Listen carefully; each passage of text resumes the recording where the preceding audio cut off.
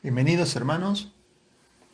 Abran sus Biblias en el tercer capítulo de la carta que estamos estudiando, Primera Tesalonicenses. Hoy vamos a finalizar este capítulo, versículo 11 al versículo 13. Vamos a leerlo, vamos a introducirlo y luego vamos a orar para que Dios obre en nuestros corazones. Dice así la palabra de Dios. Versículo 11 al 13 de Primera Tesalonicenses. Mas el mismo Dios y Padre nuestro y nuestro Señor Jesucristo dirija nuestros caminos a vosotros. Y el Señor os haga crecer y abundar en amor unos para con otros y para con todos, como también lo hacemos nosotros para con vosotros, para que sean afirmados vuestros corazones, irreprensibles en santidad delante de Dios nuestro Padre, en la venida de nuestro Señor Jesucristo con todos sus santos. Vamos a orar. Padre, gracias te damos.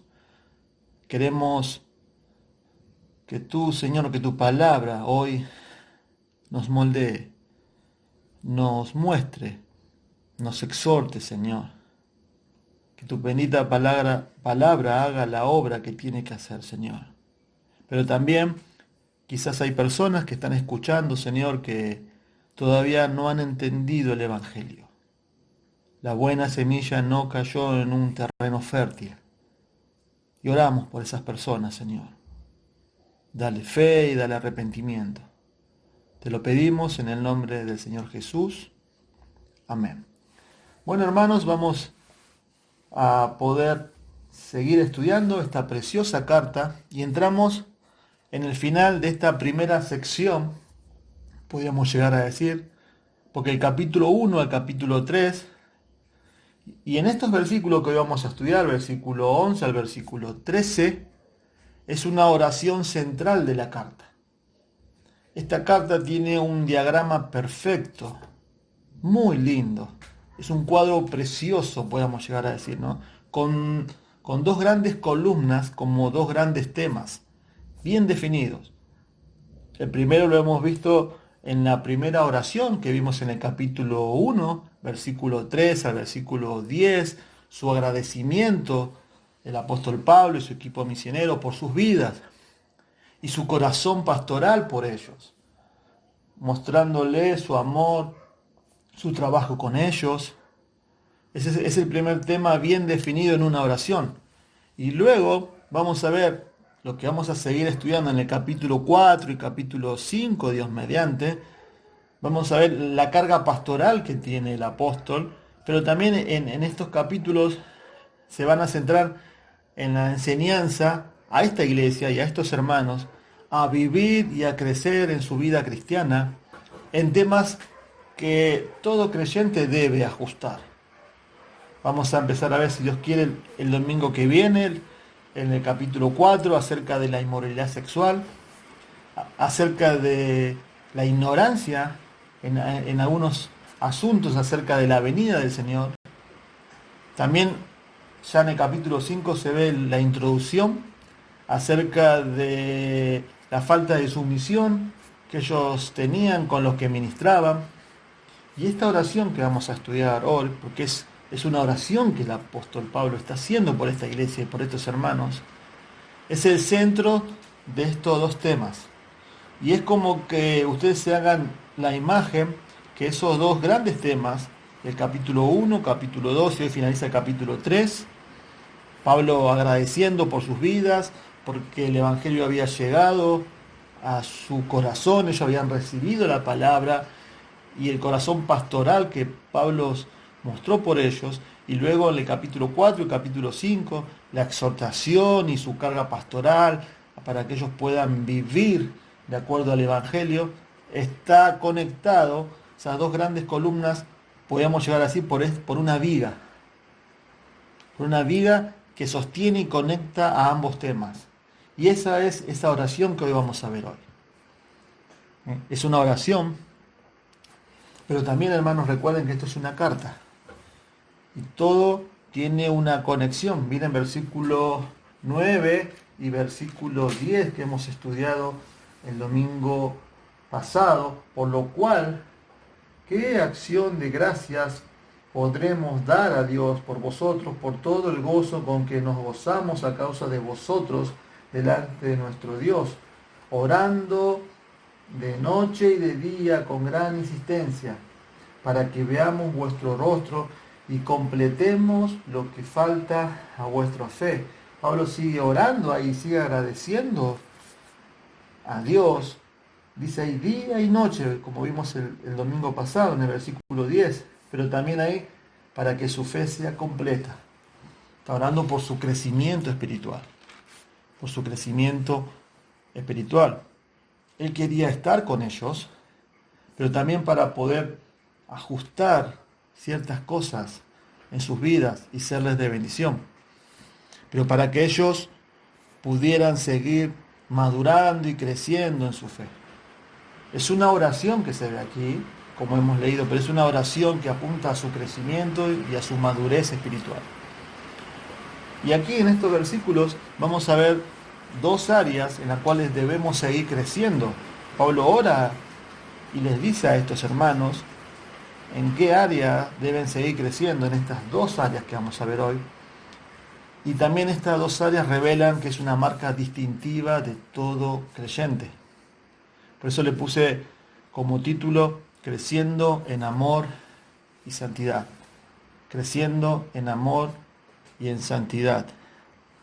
Por eso vamos a ver esas dos áreas en las cuales el apóstol Pablo está orando por esta iglesia, orando por estos hermanos, para que ellos puedan crecer en oración, en amor, y creciendo en oración, en santidad. Pero en el versículo 11, antes de entrar a estas dos áreas, en las cuales el apóstol Pablo ora y apunta a su crecimiento y a su madurez espiritual, en el versículo 11 vamos a ver el enfoque de su oración. El enfoque de su oración. Dice así la palabra de Dios: mas el mismo Dios y Padre nuestro y nuestro Señor Jesucristo dirija nuestro camino a vosotros. Se nota el intenso deseo en estas letras, en lo que Pablo está escribiendo, de ir a ellos. Se recuerdan que el domingo pasado vimos, a pesar del informe de Timoteo que había traído a Pablo, un buen informe, de que ellos estaban creciendo, que estaban firmes, que extrañaban al apóstol Pablo. Pero miren, comienza y notaron diciendo, dice que el mismo Dios y Padre nuestro y nuestro Señor Jesucristo nos preparen el camino para ir a verlos. Esa es la nueva versión internacional, la que recién les leí. Que el Dios y Padre nuestro y nuestro Señor Jesús nos preparen el camino para ir a verlos. Pablo resalta la relación que tenía él juntos, y acá nombra con las dos personas de la Trinidad. Dios y Padre nuestro y nuestro Señor Jesucristo. La idea ahí, hermanos, es que Dios descendió para tener intimidad con su pueblo, con los creyentes, como Padre amoroso, misericordioso, perdonador, y Jesús ascendió al trono del cielo para ser su Señor soberano. Esta frase que está hablando Pablo acá, comenzando su oración, finalizando esta parte, esta porción de la carta, demuestra la perfecta unidad del Padre y el Hijo en la divinidad. También está haciendo un énfasis ahí. Recuerden que también esta es una de las primeras cartas del Nuevo Testamento, y ya comenzando el canon bíblico a revelarse, demuestra la deidad de Cristo. Los dos son soberanos y están de acuerdo perfecto en todos los asuntos. Dios Padre, Dios Hijo. Por eso en Juan 10:30 Jesús dijo: yo y el Padre uno somos. Pero es interesante que luego sigue, ¿no?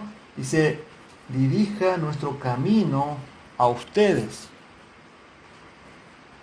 La idea es, hermanos, que Él espera que Dios Padre y el Hijo abran caminos para poder Él ir a verlos, a ellos. Recuerden que en el versículo 18 del capítulo 2 dice que Satanás nos estorbó. Él quiso ir una y otra vez, pero Satanás nos estorbó. Pero es interesante, hermanos, que Pablo en esta frase está convencido que solo Dios puede vencer donde y cuando nosotros pensamos lo contrario. Quizás, hermano, en la implicancia de este texto es que muchas veces en nuestras oraciones hay mucho de nosotros. Nuestra fuerza, nuestra capacidad, nuestra dependencia no es tanto hacia Dios.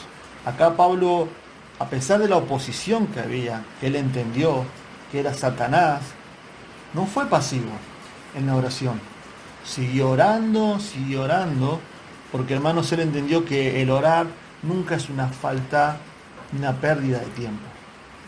Es una inversión en el obrar de Dios. Y él también entendió que todo lo que él hace y todo lo que Dios le permitió hacer en esta iglesia y en donde él se movió en su ministerio es porque Dios está obrando. Es porque Dios está obrando. Pero vamos a ver el versículo 12, el primer área que debemos crecer en oración. La primera área donde Pablo lo está animando, exhortando como buen pastor, en la cual ellos debían crecer. Ellos debían crecer en oración, pero en el área del amor. En el área del amor. Miren versículo 12. Y el Señor os haga crecer y abundar en amor unos para con otros y para con todos, como también lo hacemos nosotros para con vosotros. Hermanos, este texto es riquísimo. Vamos a intentar desglosarlo, desmenuzarlo, para que usted lo entienda. ¿Sí? La idea es que usted entienda el texto, que el Espíritu Santo abra sus ojos y usted pueda entender el texto, y ahí el Espíritu Santo aplique el texto a nuestros corazones. Miren ahí, como dijimos, Pablo está ansioso, pero Pablo también está agradecido a Dios, y es como que no le caben palabras en su boca del agradecimiento por la vida de estas personas, de esta iglesia, de estos hermanos. Y ya lo había dicho en el versículo 9, por lo cual, ¿qué acción de gracias podremos dar a Dios por ustedes? Por todo el gozo con que nos gozamos a causa de vosotros delante de nuestro Dios. Y esta oración, que es como dijimos, es una cadena conectora de esta sección que termina hoy, en el capítulo 3, con la que empieza, capítulo 4 y 5. Pablo comenzó la carta, como dijimos, con un tema central, con una oración, que es como una columna de esta carta, de un cuadro precioso, con agradecimiento. Recuerden capítulo 1, versículo 3, vamos a leerlos. Decía, acordándonos sin cesar delante de Dios y Padre nuestro de la obra de vuestra fe. ¿Vieron la relación que hay con el versículo 9 que vimos el domingo pasado? Él quería ser instrumento para completar, para afianzar su fe. Del trabajo de vuestro amor, el punto que estamos viendo ahora, de crecer en esa área del amor, y de vuestra constancia en la esperanza de nuestro Señor Jesucristo. Ese es el segundo punto que vamos a ver hoy, no me quiero adelantar. Pablo está agradeciendo por su fe, por su amor, y también por la esperanza que ellos tenían. Y en el capítulo 3, versículo 6, también vuelve a tocar. Dice, pero cuando Timoteo volvió de vosotros a nosotros y nos dio buenas noticias de vuestra fe y amor, y que siempre nos recordáis con cariño, deseando vernos, como también nosotros a vosotros. Esta iglesia, aparentemente, no tenía problemas en el área de amar. Pablo está resaltando esa virtud cristiana en ellos. Y el capítulo 4, versículo 9, vuelve a tocar acerca de ese mismo tema, pero acerca del amor fraternal. 4:9 estoy, de Tesalonicenses, pero acerca del amor fraternal, no tenéis necesidad de que os escriba, porque vosotros mismos habéis aprendido de Dios que os améis unos a otros. Ahí está, miren hermanos ese texto. También habla del amor de ellos. O sea que a simple vista no era un área que estaba defectuosa en ellos. Pero en ese versículo está la clave por la cual Pablo está orando por ellos, para que crezcan en amor.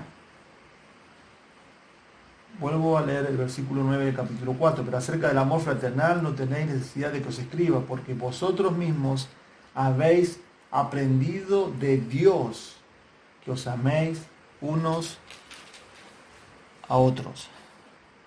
La versión de las Américas dice más: en cuanto al amor fraternal, no tenéis necesidad de que nadie os escriba, porque vosotros mismos habéis sido enseñados por Dios a amaros unos a los otros. Y en la segunda carta de Tesalonicenses, capítulo 1, versículo 3, segunda Tesalonicenses, capítulo 1, versículo 3, dice: debemos siempre dar gracias a Dios por ustedes, hermanos, como es digno, por cuanto vuestra fe va creciendo y el amor de todos y cada uno de vosotros abunda para con los hermanos. Tanto que nosotros mismos nos gloriamos de vosotros en las iglesias de Dios por vuestra paciencia y fe en todas vuestras persecuciones y tribulaciones que soportáis. Yo me hice la pregunta, ¿no parece un área en la cual ellos eran deficientes? Entonces, seguramente Pablo sabía que ellos se amaban. ¿Por qué entonces Pablo está orando para que ellos, miren el versículo 12, del que estamos estudiando? Mas el Señor os haga crecer y abundar en amor unos para con otros y para con todos, como también lo hacemos nosotros para con vosotros. Pablo está orando ahí para que ellos crezcan y abunden en amor. Lo que Pablo aquí está diciendo, hermano, es que Dios, porque Dios es el que hace eso. Miren cómo comienza el versículo 12. Y el Señor os haga crecer.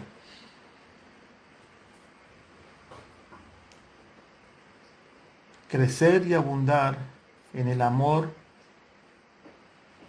por el otro. Crecer y abundar en el amor por el otro. Pablo no está orando para que Dios me dé más amor a mí para amar. No. Crecer y abundar en el amor por el otro. Con el amor sacrificial de Cristo como medida, como vara, como estándar, como ideal. Y hermanos, acá yo le quiero hacer una ilustración para que usted entienda este versículo. Es el de los atletas del deporte, por ejemplo, del salto en alto, y también está el salto en garrocha. Quiero que se haga la imagen de esos dos competencias, esas dos, deportes. ¿Sí? Vieron que cuando están por saltar, tanto en salto en alto como en salto en garrocha, le ponen una medida. Tienen que saltar una vara. Y ellos tienen salto en la cual le van subiendo esa vara. De 2,40 m pasan a 2,60 m. De 2,60 m pasan a 2,80 m. De 2,80 m pasa a 3 metros. Y así sucesivamente. Hasta poder quizás alcanzar o superar su récord mundial. La idea, hermanos, acá es esa. La vara, el estándar, el ideal, el récord es el amor sacrificial de Cristo, el amor de Cristo, la plenitud de Cristo. Por eso Efesios 3:19 dice, y de conocer el amor de Cristo, que excede a todo conocimiento, para que seáis llenos de toda la plenitud de Dios. Usted y yo, hermanos, ¿oramos así alguna vez? Yo creo que no. No está en nuestras oraciones, Señor, que mi amor crezca y abunde en amor para con otros y para con todos. Una oración que crezcamos y abundemos en el amor por el otro. ¿Saben por qué no oramos así, hermanos? Porque no nos nace. No nos nace. Pero esa es la oración que acá Pablo está haciendo por estos hermanos.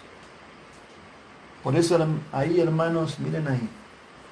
La palabra ahí se primero usa crecer y abundar. En el original esto está hablando de un sobreénfasis. Crecer es aumentar y abundar es exceder. Lo que Pablo está diciendo ahí y está orando por el crecimiento, por la madurez de estos hermanos, es para que ellos puedan aumentar su amor y exceder su amor unos para con otros y para con todos, como también lo hacemos nosotros para con ustedes. Hay un énfasis ahí. Hay un énfasis ahí. Pablo quería ser parte del crecimiento que Dios hace en sus vidas, pero ellos debían ajustar cosas. Como toda iglesia, hermanos, como toda iglesia, no existe la iglesia perfecta. Y como un pastor conocido dice, si la iglesia perfecta existiera, y yo, a usted, o vos iríamos, dejaría de ser perfecta. ¿Saben por qué, no? Porque somos pecadores todavía y luchamos con eso. Hermanos, Dios nos llamó a amar la iglesia real de cómo somos, no la iglesia ideal. Porque la iglesia ideal no existe. Pero Pablo acá está orando para que ellos crezcan en este tipo de amor. Un amor dirigido a otros. En esta parte, miren ahí el texto, a los hermanos. Por eso voy a desglosar Hay 3 áreas acá. Están unos a otros, o sea, nosotros los creyentes, para con todos, y también ahí pone un ejemplo modelador Pablo. Pablo quería ser parte del crecimiento que Dios hace en sus vidas. ¿Sí? Y hermanos, este tipo de amor es el que mantiene la unidad en la iglesia. ¿Sí? Un amor sacrificial, un amor desinteresado, un amor que no es egoísta, un amor que no mira lo suyo propio. Por eso recuerden la ilustración. El énfasis es la plenitud del amor de Cristo. Esa es la estándar y esa es la medida. Y nosotros tenemos que ir subiendo. 3,20 metros, 3,40 metros, 3,60 metros, creciendo. ¿En qué? En amor. Y el amor, hermanos, es la marca distintiva del creyente. Somos cristianos, o sea, seguidores de Cristo. Por eso, el Señor, en Juan, capítulo 14, versículo 34, dice: un mandamiento nuevo os doy, que os améis unos a otros, como yo os he amado, que también os améis unos a otros. Juan 13, 34. Y 35 dice: en esto conocerán todos que sois mis discípulos, si tuviereis amor los unos con los otros. Pero hermanos, muchas veces empezamos nuestra vida cristiana y empezamos a aprender nuestra vida cristiana, a servir y a hacer muchas cosas antes de amar. Empezamos a servir a Dios antes de amar. empezamos y aprendemos doctrina antes de amar. Empezar a dirigir un ministerio antes de amar. Estar en un coro de música antes de amar. Estar en un ministerio con niños antes de amar. ¿Y saben por qué? Y la razón es una. Porque yo, para aprender a amar como Dios me está pidiendo, debo morir a mí mismo. Y para hacer todas esas cosas que son importantes y que Dios es fruto de nuestro amor a Dios, el servicio a Dios, nuestra adoración a Dios, eso debiera primero ser una consecuencia del morir a mí mismo. Pero muchas veces empezamos a hacer todas esas cosas sin a morir a nosotros mismos. Y ahí es donde comienzan los problemas, las divisiones, los conflictos en las iglesias. ¿Cuántos problemas de iglesias se evitarían si nosotros entendemos que el amor que Dios nos está demandando a nosotros debemos morir a nosotros mismos todos los días? ¿Por qué? Porque el amor que está pidiendo en el versículo 12 es el amor ágape, el amor que Dios tiene con nosotros sin esperar nada a cambio. Ese es el amor de Dios. Mas Dios muestra su amor para con nosotros, que aun siendo pecadores, Cristo murió por nosotros. Por eso Pablo, hermanos, le dijo a los corintios en el capítulo 13, que es llamado el capítulo de amor, pero hermanos, el contexto de esos preciosos versículos que se usan en casamientos, que se usan muchas veces aún mismo en películas de Hollywood, el contexto era el abuso de los dones espirituales que esta iglesia estaba sufriendo y estaba teniendo. Su egoísmo, su carnalidad, se estaban sacando los ojos. Y Pablo le dijo, si yo hablase lenguas humanas y angélicas y no tengo amor, vengo a ser como metal que resuena o símbolo que retiñe, y si tuviese profecía y no entendiese todos los misterios y toda ciencia, y si tuviera toda la fe de tal manera que trasladase los montes, y no tengo amor, nada soy. Y si repartiese todos mis bienes para dar de comer a los pobres, y si entregase mi cuerpo para ser quemado, y no tengo amor, de nada me sirve. Y después da una descripción en el versículo 4 de cómo es el amor. El amor es sufrido, es benigno, el amor no tiene envidia, el amor no es jactancioso, no se envanece, no hace nada indebido, no busca lo suyo. Y al finalizar ese capítulo, en el versículo 13 dice, y ahora permanece en la fe. Miren la relación que hay con lo que estamos viendo. La esperanza y el amor. Estos tres, pero el mayor de ellos es el amor. Hermanos, tenemos una idea muy distorsionada de lo que es el amor. Muy romántica, muy superficial. Y me atrevo a decir, muy de una visión mundana. Porque amamos si recibimos algo a cambio. Amamos con el que me llevo bien. Amamos si la otra persona da algo de esa persona hacia mí. Y es un amor, podríamos decir, romántico, emocional. Y acá el Señor lo que está hablando es de un tipo de amor, uno para con otros, en la iglesia, en la cual, como vimos, busca primero el bien del hermano antes que el mío. No busca avergonzar a nadie. No busca su mal. No está esperando que el hermano haga un mal movimiento para luego acusarlo con el dedo. Por eso, en Juan, 1 Juan capítulo 4, versículo 17, Juan dice, en esto se ha perfeccionado el amor en nosotros, para que tengamos confianza en el día del juicio, pues como Él es, así somos nosotros en este mundo.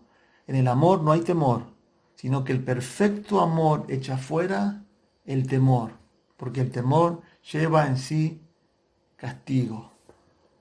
El amor echa fuera el temor. Me encanta, hermanos, el enfoque que acá Juan está dando acerca del amor. Miren lo que echa fuera el temor. Ahí temor puede ser las ansiedades, el afán. ¿Qué es? El amor.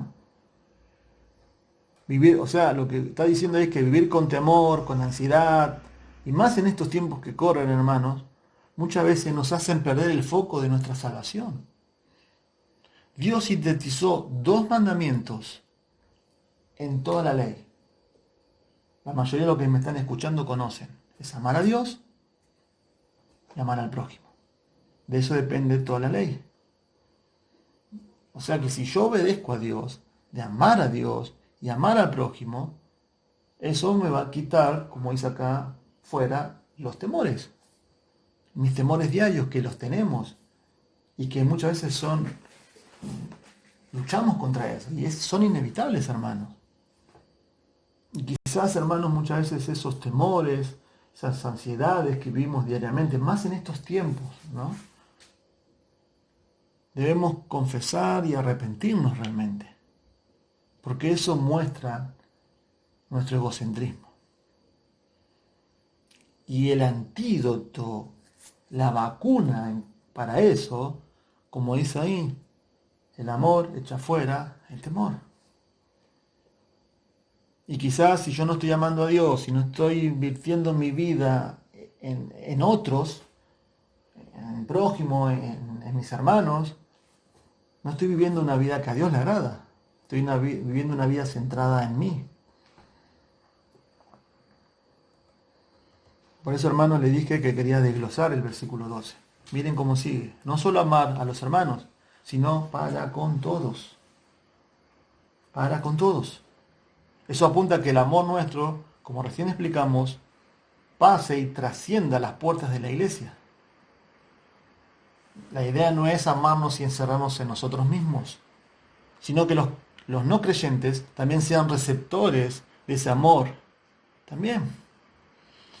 Miren ahí, ese amor debe ser característico también para con todos. ¿Y quiénes son todos ahí? Bueno, todos los que nos relacionamos afuera de la iglesia.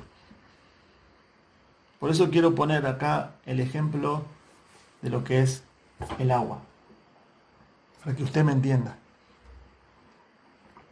Y la característica del agua, hermanos, su mayor característica, no estoy diciendo nada bueno, nada nuevo, ¿no? Es mojar. Cuando la lluvia cae, moja a personas, moja plantas, moja casas, moja todo. Por eso, hermanos, esta oración apunta al crecimiento, a formar un carácter en nosotros, no una conducta. Y este es el fruto de una madurez. Recuerden que Pablo no estuvo mucho tiempo con ellos, pero la característica de una persona que empieza a amar así, que empieza a amar a Dios y empieza a enfocarse su vida, no tanto en sí mismo, sino en otros, es que estamos siendo moldeados, formados, y no solamente se refleja en la iglesia, no es una conducta, es un carácter lo que está mostrando. Por eso esta persona es así dentro de la iglesia y fuera de la iglesia. Porque mi carácter se va a ver reflejado. No es que yo tengo que fingir una conducta delante de las personas con las cuales yo me relaciono fuera de la iglesia. Por eso es como el agua. Moja a cristianos y a no cristianos. ¿Qué? Este amor que yo debo perfeccionar en mi vida, madurar, reflejar en mi carácter. Porque no es como yo me comporto, sino es un carácter que yo tengo. Y el mejor ejemplo que acá yo le puedo dar es el del Señor Jesús, por supuesto, ¿no? Cuando el Señor Jesús tiene el encuentro con el joven rico, ¿recuerdan? Y el Señor Jesús evidencia su idolatría al dinero, que amaba más al dinero que a Dios. Él entonces respondiendo le dijo: Maestro, todo esto lo he guardado desde mi juventud. Entonces Jesús mirándole le amó y le dijo, una cosa te falta, anda, vende todo lo que tienes y dale a los pobres, y tendrás tesoro en el cielo, y ven, sígueme tomando tu cruz. ¿Vieron el versículo 21?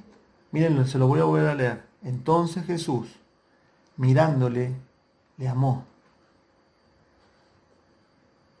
Jesús actúa así con alguien que le dio la espalda y lo rechazó.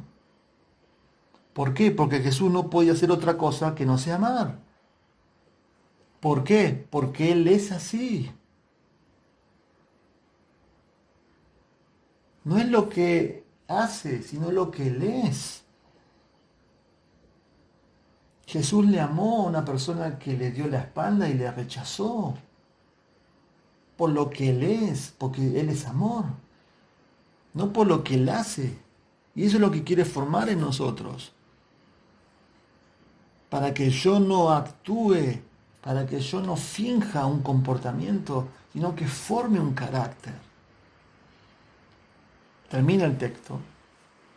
Miren ahí, versículo 12. Como también, dice el apóstol Pablo, lo hacemos nosotros para con vosotros. Como también nosotros.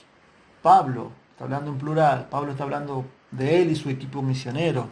No solo fueron los iniciadores de la obra en Tesalónica, solamente Pablo fue su pastor ahí, sino que ellos fueron sus modeladores, fueron su ejemplo de vida. Eso es lo que le está diciendo. Como también lo hacemos nosotros para con ustedes. Recuerden que Pablo le dijo en el versículo 8, en el capítulo 2, tan grande es nuestro afecto por vosotros que hubiéramos querido entregar no solo el Evangelio de Dios, sino también nuestras propias vidas, porque habéis llegado a seros muy queridos. Y la característica de un buen siervo de Dios, de un buen creyente, es que antes de pedir o exigir algo para hacer a las personas, Él es ejemplo primero. Y estos hermanos lo vieron hablar a Pablo, lo vieron predicar a Pablo, lo vieron trabajar a Pablo.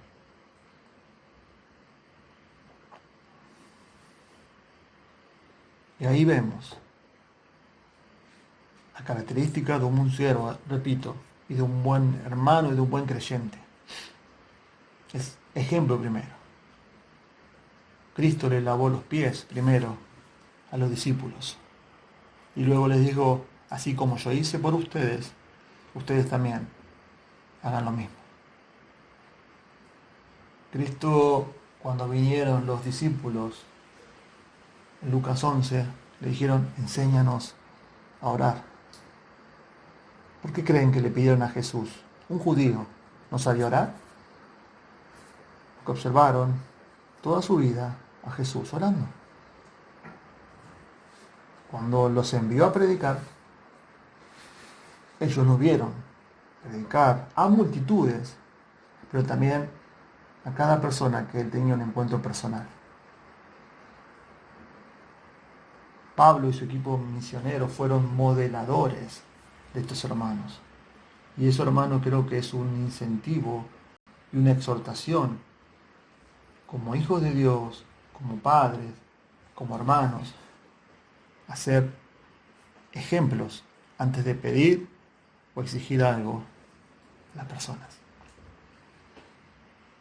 Amor para morir a mí mismo, un amor para con todos, que salpique, que moje no solamente a los cristianos, sino también a los no cristianos, formando un carácter en nosotros, Cristo, y un amor siendo ejemplos. Pero la segunda área que debemos crecer en oración, orando nosotros, por nosotros mismos, por mis hermanos, por la iglesia, es en santidad. Es en santidad. Versículo 13. Para que sean afirmados vuestros corazones irreprensibles en santidad delante de Dios, nuestro Padre, en la venida de nuestro Señor Jesucristo, con todos sus santos. Pablo comienza este versículo mostrando su deseo ardiente de querer ir a verlos a ellos. Y también como que hace un compendio, un resumen del propósito de querer ir a ellos. Porque comienza con la palabra para marca un propósito. ¿Para qué Pablo que deseaba ir a verlos a ellos? Estar con ellos, para que sean afirmados vuestros corazones. Y sigue, irreprensibles en santidad delante de Dios nuestro Padre. Esa frase, hermanos, irreprensibles en santidad, es la frase clave del versículo. Y esas dos palabras, lamentablemente, no se escuchan hoy mucho en nuestros púlpitos. Irreprensibles y santidad. Pero en la Biblia, hermanos, hay un énfasis total a vivir una vida irreprensible, no perfecta, porque no lo somos, y seguimos pecando, y seguimos luchando con nuestros pecados. Y un énfasis en el área de nuestra santidad. Hermanos, Dios nos salvó, pero también Dios desea nuestra santificación. Y también, luego lo vamos a ver cuando lleguemos, como les dije al principio, la otra oración que sostiene esta carta en el precioso cuadro que es esta carta está en el capítulo 5, en el versículo 23, dice, y el mismo Dios de paz os santifique por completo, y todo vuestro ser, espíritu, alma y cuerpo, sea guardado irreprensible para la venida de nuestro Señor Jesucristo. ¿Vieron? Pablo habla de irreprensibilidad y también habla de su venida, porque hay una conexión en este versículo, pero también en la Escritura, en el Nuevo Testamento, en los escritos de Pablo, entre la venida de Cristo y la santidad. Miren, Filipenses 1:9, y esto pido en oración, dice Pablo, en otra carta, a los Filipenses. Filipenses 1:9 estoy leyendo, y esto pido en oración, dice Pablo, que vuestro amor abunde aún más y más en ciencia, en todo conocimiento, para que aprobéis lo mejor, a fin de que seáis sinceros e irreprensibles para el día de Cristo, llenos de fruto de justicia, que son por medio de Jesucristo, para gloria y alabanza de Dios. Me encanta esa oración de Pablo. Muchas veces escogemos lo bueno, desechamos lo malo, pero no priorizamos lo mejor, para que aprobéis lo mejor, dice Pablo. No lo bueno y lo malo, lo mejor. Y hermanos, quizás acá también a modo aplicativo y implicando en el texto Pablo está orando acá. ¿Cuánto cuesta orar, no? ¿Cuánto decaemos en la oración? ¿Cuánto cuesta, hermanos, orar? ¿Nos está costando orar ahora, por ejemplo, ahora mismo en el grupo, por WhatsApp? Me encantaría, hermanos, y con amor se los digo, que toda la iglesia esté ahí. Estamos en casa. Sé que hay cosas por hacer. Sé que a veces no se puede. Sé que a veces no se llega al trabajo. Sé que estamos cansados. Pero eligiendo orar es lo mejor. Es lo mejor para tu vida, es lo mejor para mi vida, es lo mejor para la iglesia, es lo mejor para tus hijos, es lo mejor para los hermanos.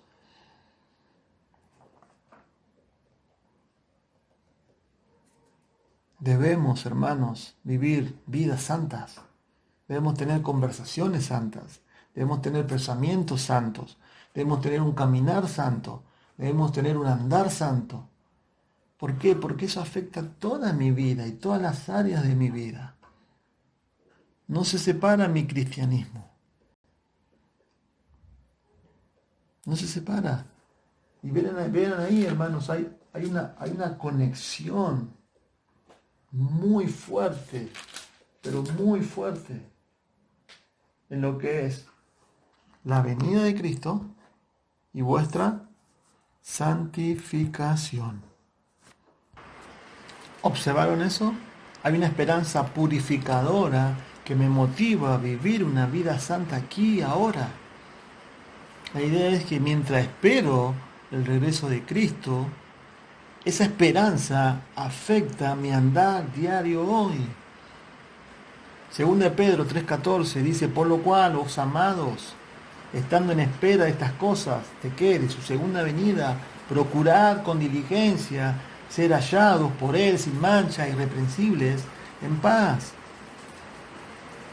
¿Por qué debo vivir así? ¿Por qué debo vivir vidas santas esperando la venida de nuestro Señor? Porque hermanos, porque para el creyente no es una opción, es un mandamiento. 1 Pedro 1:15 dice, sino que como aquel que os llamó es santo, sed también vosotros santos en toda vuestra manera de vivir. Porque Cristo es santo, porque yo soy santo. Recordar que Él viene por mí también me hace vivir una vida en santidad, en gratitud, por lo que Él ha hecho por mí en la cruz.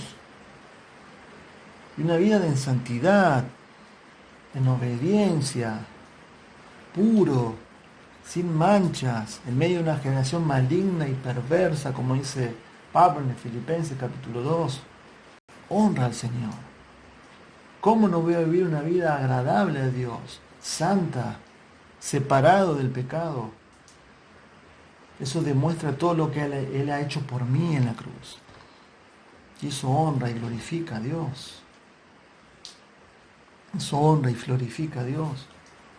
1 Juan 3:2, amados, ahora somos hijos de Dios y aún no se ha manifestado lo que hemos de ser, pero sabemos que cuando Él se manifieste, seremos semejantes a Él, porque le veremos tal como Él es, y todo aquel que tiene esta esperanza en Él se purifica a sí mismo, así como Él es puro. Vuelvo a reiterar, Pablo está orando estas dos áreas de mi vida espiritual que muestran mi madurez, crecer en amor, pero mi amor enfocado en Dios, enfocado en otras personas, en mis hermanos, no vivir para mí mismo. Ya no vivo yo, dice Pablo, sino Cristo vive en mí.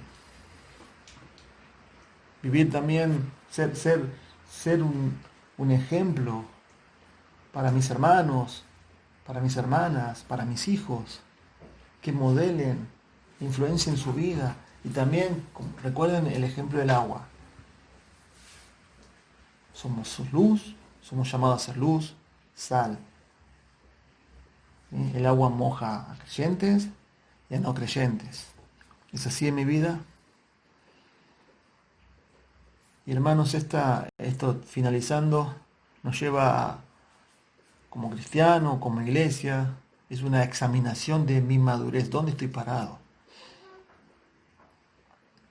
¿Cómo está mi medida? ¿Creciendo?